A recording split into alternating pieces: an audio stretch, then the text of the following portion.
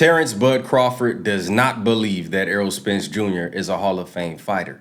He says if they both retired today, that Errol Spence would not make the Hall of Fame and that Terence Crawford would be in the Hall of Fame. In fact, he feels that he was Hall of Fame bound already going into the Errol Spence fight.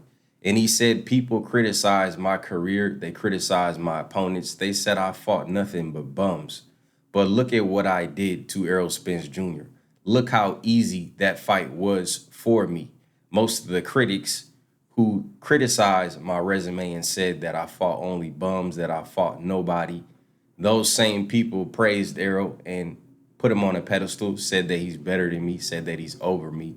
But look at what I did to him. I made it look easy. So Terence Bud Crawford says it just shows what people really know about boxing.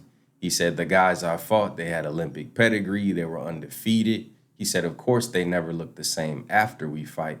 But he said people are so caught up in, publicity and popularity that they always denounced and discredited my resume when my resume will put me in the Hall of Fame. I've been a 3-weight division champion. I've been undisputed at 140. I've been undisputed now at 147. First man to do that, to be undisputed in 2 different weight classes.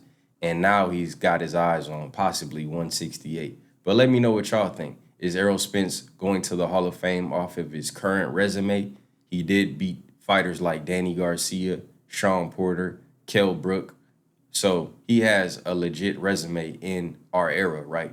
A lot of people think of Hall of Fame and, golden eras like, you had Duran, Hagler, Hearns, Leonard. We don't really have that today, so you're kind of forced to fight who you have in your era.